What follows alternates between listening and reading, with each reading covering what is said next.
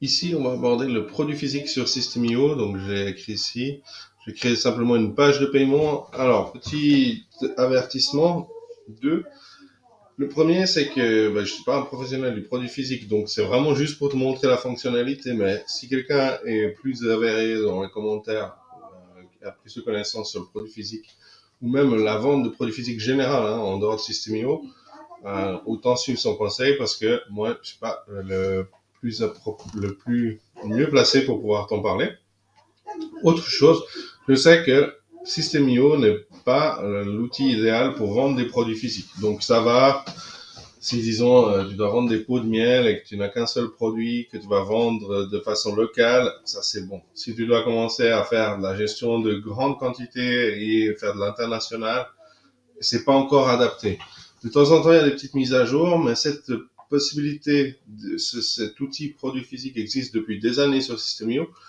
Et j'ai envie de dire, soit l'adapter pour qu'il soit vraiment fait pour, soit l'abandonner. Je ne sais pas pourquoi elle le conserve à ce point-là. Sûrement une raison. Il y a sûrement des gens qui utilisent de telle ou telle façon et qui fait que ça pose pas de problème à beaucoup d'entre eux et puis qu'il y a une majorité de gens qui comprennent que voilà, c'est pas un Shopify non plus, quoi. Voilà. Alors, ici, si tu dois vendre un produit physique sur System.io, déjà, sache que, tout simplement, tu as dans la description de cette vidéo une playlist System.io Formation 2025 qui portera un nom à peu près similaire. En fait, tu as aussi beaucoup de cadeaux et d'informations dans la description à lire ici, ok? Donc, par exemple, ici, tu as un tunnel à télécharger pour pouvoir faire tes premières ventes, faire ton premier modèle de tunnel sur System.io. Il y a un groupe, des coachings offerts si tu passes par mon lien affilié pour prendre un abonnement payant à System.io. Encore bien d'autres choses qui vont venir petit à petit que je vais essayer de greffer au fur et à mesure. Donc, je vais pouvoir modifier. Là, par exemple, en ce moment, tu as la certification en français que tu peux accéder ici, la certification System.io en français. D'accord? Ça fait partie des petites choses que je mets à disposition ici.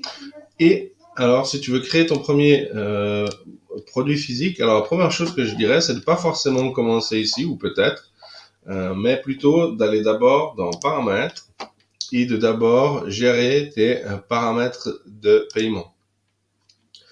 Après avoir bien entendu, alors ça va de soi pour moi, parce qu'en fait, si tu as regardé les premières vidéos de System.io, dans cette playlist, tu as mis en place ton gestionnaire de paiement.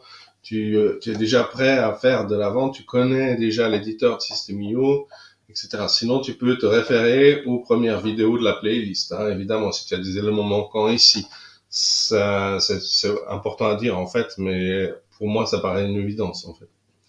Et là, donc, tu auras mis ta passerelle de paiement, de sorte que tu puisses payer avec Stripe, PayPal, etc. Enfin, que tes clients puissent payer. Là, tu as un paramètre de paiement. Ici, tu peux ne pas envoyer la facture directement et donc l'adapter toi-même. Tu le verras après, ça va être un point important cette fois-ci par contre. Ici, ne pas facturer la TVA aux clients sur la vente de produits. Donc, moi, par exemple, je suis en Suisse. Si on a moins de 100 000 euros de chiffre d'affaires sur une année, on ne doit pas facturer la TVA. Passer les 100 000 euros, ou si on sait qu'on va la passer à la fin de l'année, on doit déjà commencer à facturer la TVA. Je suis pas expert dans ce domaine, je sais pas en Europe exactement comment ça se passe selon les statuts, parce qu'il y a les statuts dans l'Union européenne, et puis encore à l'extérieur, et en plus en international, etc. Je ne connais pas assez pour te dire quoi que ce soit là-dessus. Je te conseille de te référer soit à un comptable, soit à un expert, soit au moins à minima de demander un peu d'aide à ChatGPT pour pouvoir aller voir ensuite un expert du domaine. Donner accès uniquement à la réception du premier paiement, ça concerne les produits numériques normalement. Ici, tes conditions générales, donc là, ce sera important de veiller à les lire et les faire remplir, les remplir sur System.io si tu le souhaites. Tu peux aussi mettre tes propres conditions générales ailleurs si tu le souhaites, mais celle-ci, les gens peuvent la recevoir. Et le pied de page de la facture, ok? Donc ça, tu peux, si tu le souhaites, choisir un pied de page pour ta facture. Ça, c'est une chose. Ici, on a un autre point qui est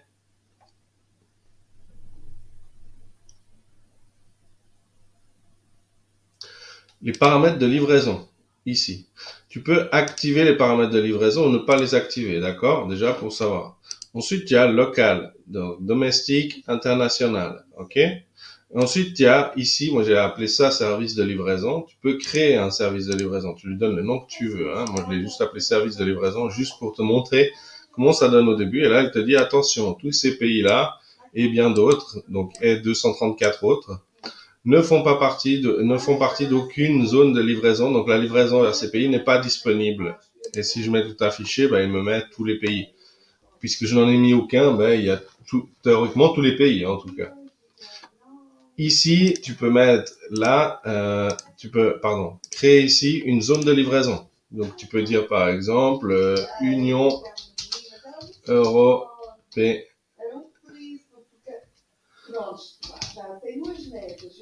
européenne. J'avais un doute sur quelque chose.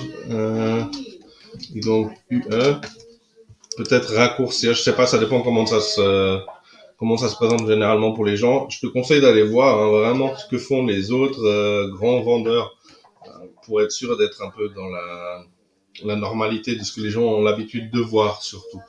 Ok? Je parle pas du côté légal, hein, je parle vraiment de l'esthétique.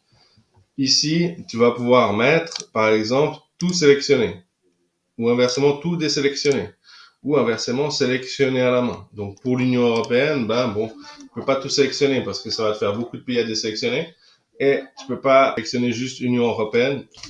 Tu vas devoir aller te taper la liste tout seul et donc mettre l'Union européenne dans ta liste, ok? Ça, c'est voilà un des points à régler. Autrement, tu as international ici, quand en fait il tient compte seulement de ton pays, là où tu te trouves. Et là, en fait, tu peux créer tes règles. Donc là, tu dis domestique, c'est Switzerland, ok. Mais tu peux aussi ajouter, par exemple, je sais pas, un ou deux pays limitrophes, si tu le souhaites, et non pas juste Union européenne. C'est ça que je veux dire par créer tes règles, d'accord? Donc là, ça c'est toi qui vois si tu les actives ou pas, ok? Et donc à partir de là, tu peux te rendre sur System.io et tu peux aller créer. Alors c'est à beaucoup d'endroits en fait hein, pour le produit physique. C'est un peu dispersé. Tu vas ici sur ressources, produits physiques, préalablement, avant d'aller sur tunnel de vente et créer une page de paiement, parce qu'en fait, tu dois d'abord créer ton produit physique, un peu comme si tu créais une formation. Hein. Donc ici, tu viens, tu lui donnes le nom du produit. Quand tu mets créer, ça se présente comme ça. Ok, on va juste y revenir. Une fois que tu l'auras créé, tu n'as que deux options devant toi. Tu n'as pas à le dupliquer. Déjà, par exemple, ça peut, pour toi, tu peux te dire, ben voilà, moi je vais faire une base où je mets, je sais pas moi, telle ou telle description, etc. Tu vois, ce que probablement tu pourrais faire sur Photoshop, Shopify, et que tu ne peux pas ici, tu vois, parce que ça peut être un peu embêtant pour quelqu'un. Et j'espère que Manu pourra apporter quelques informations dans les commentaires pour quelqu'un qui crée du produit physique. J'imagine que ça fait partie des choses qu'au départ on aimerait voir. Et là, on met le nom du produit, description. Le UGS, c'est comme les... j'ai cherché le terme avant parce que je ne me rappelais pas. Je lui ai dit, qu'est-ce que c'est que le UGS et le SKU, ok? Stock Keeping Unit. Et donc, ici, ça s'appelle le UGS. Quel est le terme qu'il avait employé? Signifie unité de gestion des stocks. Ok? Donc ça sert à en fait identifier tes produits, y mettre un numéro de sorte que tu puisses plus facilement dans ton inventaire les catégoriser et les voir en fait. Hein. Ici, il y a la taxe produit. Ben ça, c'est aussi un problème, tu vois, parce que j'ai essayé avec un VPN. Hein, pour te dire, c'est vraiment, autant je compte pas vendre de produits physiques, autant j'essaye d'aller un petit peu au bout des choses pour te montrer un tutoriel qui soit aussi viable que possible pour débuter. Vraiment, c'est juste pour débuter. Quand c'est un domaine que je connais pas du tout. Alors, là, en fait, si tu prends la taxe, la TVA, elle n'est pas la même pour chaque pays. Et du coup, elle ne s'ajuste pas.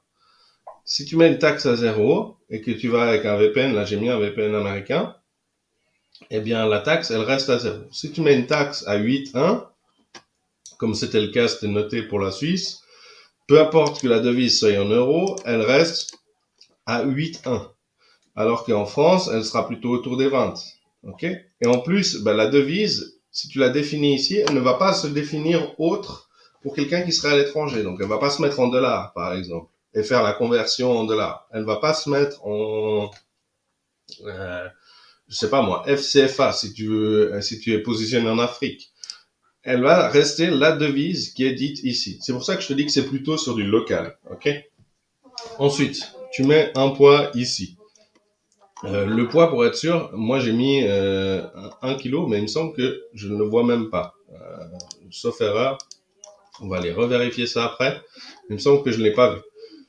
La limite des stocks de produits. Donc ici, quand tu mets la limite des stocks, ça reste à 0 parce qu'en fait, je l'ai mis dans les variantes ici.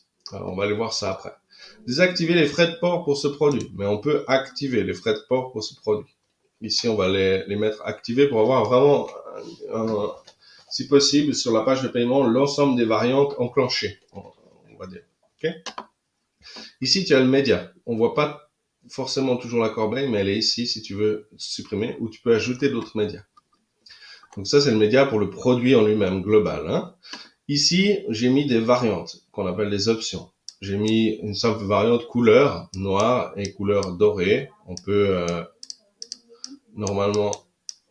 Et là, tu vois, on devrait pouvoir la bouger, mais apparemment, on ne peut pas la bouger. Et ici, on peut mettre supprimer. Okay. Donc, je ne sais pas si c'est moi qui ai un problème actuellement ou si on ne peut vraiment pas bouger. Ça, je ne peux pas être catégorique. Ici, on peut aussi supprimer la variante totale. OK? Et là, donc, tu peux l'activer. OK? Non, toujours pas. Tu peux l'activer, donc, parce qu'il faut la cocher pour l'activer. Et du coup, ça te crée un UGS, l'unité de gestion du stock. D'accord? Et là, j'ai mis tarif 100 €. Alors, tu me diras, peut-être c'est un peu cher pour une horloge, mais c'était pour avoir un chiffre rond. Et ici, j'ai mis un stock de 13 et ici un stock de 14. On va faire s'assurer d'avoir une grosse différence. Et là, je vais mettre 465. Allez, vas-y. OK. Ici, maintenant, mon produit physique, il est créé. Mais maintenant, si je viens ici, alors j'ai mon produit physique qui devrait porter le nom d'horloge si moi je l'y mettais, mais c'est juste pour voir un peu où va apparaître le nom du produit, description du produit. On va quand même mettre horloge, doré ou noir à choix. Évidemment que bon, je pourrais faire une petite description un peu plus sympa et donner un peu plus envie aux gens d'acheter, mais c'est pas le sujet du tutoriel. Ok, cette fois-ci, il est chargé. Maintenant, je viens ici sur mon tunnel et lorsque je vais vouloir créer, donc ici, je vais ajouter une étape, paiement, tac, et je viens dans page de vente et je choisis une page de paiement, d'accord? C'est important, si tu prends une page de vente, bah, tu n'auras pas le paiement en fait dessus. Hein. Une page de vente, c'est pour faire une démonstration du produit, on va dire. Ok? Si jamais je te laisse retourner dans les vidéos précédentes pour bien comprendre ceci si tu découvres actuellement. Ok? Ici, alors ça, on va pas s'en occuper parce que c'est pas enfin, ça pourrait être dans le produit physique, mais c'est pas le sujet du tutoriel d'aujourd'hui. Et ici, on va mettre produit physique, ok? À la différence du produit numérique. Et là, on va pouvoir sélectionner dans nos produits physiques. Tu vois, je n'en ai créé qu'un. Si j'en avais créé plusieurs, admettons, je vais quand même aller en créer d'autres pour que tu puisses voir. Tac. Ici, je vais mettre produit 2. Ça me paraît un peu évident, mais disons au cas où, je vais juste mettre tac, ok, sauvegarder. Voilà, j'ai mis le minimum nécessaire. Je reviens ici, je reviens là, j'actualise un coup. C'est important pour qu'il ait des nouvelles données. Très souvent, c'est le cas. Hein. Si tu ne vois pas apparaître dans une liste déroulante tes données, c'est qu'il faut actualiser un coup la plupart du temps. Là, je peux l'enlever, donc j'arrive sur produit vide. Et là, tu vois, je peux choisir horloge ou produit 2. OK? Et là, je mets sauvegarder. Là aussi, tu voudrais peut-être avoir plusieurs produits. Eh bien, par page de paiement, tu ne peux en mettre qu'une. Et si tu te crées une boutique, tu n'as pas un panier dans lequel tu peux ajouter. Là, tu peux ajouter, si tu veux, des variantes. Donc, il te faudrait réfléchir à ton produit physique en disant que le produit physique lui-même, c'est un produit lambda, d'accord. Et en fait, toutes tes variantes seraient, elles, des possibilités de ton produit. Donc, admettons, voilà, ici, on a les détails pour un tarif de l'offre normale. Ici, par contre, on doit avoir le produit physique. Voilà. Voilà. Qui nous permet de voir la variante. Alors, ici, on voit, elle est un peu décalée pour l'instant. On va aller regarder. Mais par contre, on voit déjà les quantités. Couleur noire, couleur dorée. Mais admettons que je mette une quantité de couleur noire. Puis maintenant, je veux deux de couleur dorée. Alors, il va nous falloir aller regarder le produit.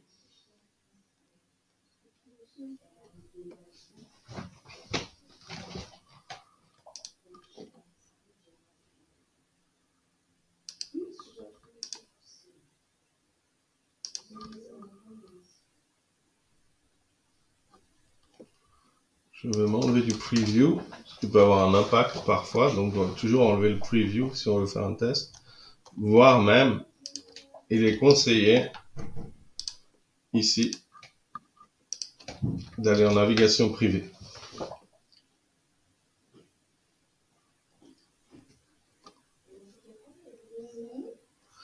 Et là, on descend, on vient ici, et là, tu vois, si je lui dis quantité de la noire, parce que là, je peux varier avec la dorée, on voit tout juste la flèche, hein, on la voit à peine. Ici, si je mets doré ou noir, déjà, il me montre les deux photos, tu vois, sans m'indiquer, parce que moi, je n'ai pas mis, par exemple, ici, doré et noir. Et bon, la variante n'est pas super visible. Mais bon, ici, je mets quantité noire. Donc là, il me sélectionne une quantité noire. Si je mets deux, il en sélectionne deux. D'accord. Mais si je mets doré, maintenant, et que je mets trois, eh bien, en fait, il va me prendre trois dorés ou trois noirs. Mais il ne fait pas cette distinction de qu'est-ce que je veux exactement. Donc, c'est un peu embêtant parce que si même on a un changement, regarde, on va aller pour que ce soit plus flagrant. Ici, je vais aller dans le produit physique. Je vais dire cette fois-ci, et c'est ça qui est un peu contraignant. Donc tu l'auras compris, voilà, tu peux faire des petits trucs, mais pas une vraie boutique de produits physiques.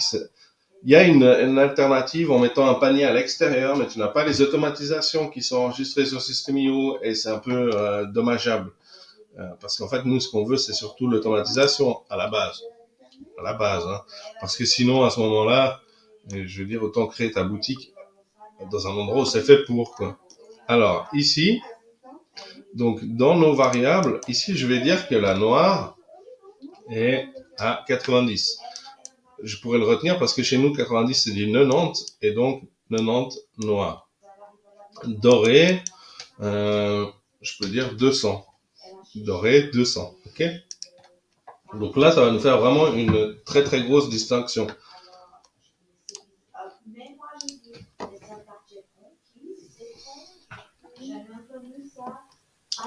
Et là, tu vois, en noir, si j'en prends 3, j'arrive à 270 euros. Si j'en prends une de dorée, je devrais être à 200 euros. Si on prend 3, je devrais être à 600 euros. Et voilà. Tu vois, il veut pas accepter que je puisse prendre 3 de noir, par exemple, dans ma commande, et une de dorée. Alors, il faudrait que je fasse 2 commandes, tu vois. Et puis en plus, la distinction n'est pas très claire, parce qu'elle n'est pas affichée ici, etc. Tout pour amener le client à se poser des questions et à se demander si c'est fiable. Et je peux comprendre. Donc, ça va si tu vends des petits trucs à la pièce. À la pièce, ça va très bien. Parce que là, tu mettrais acheter maintenant.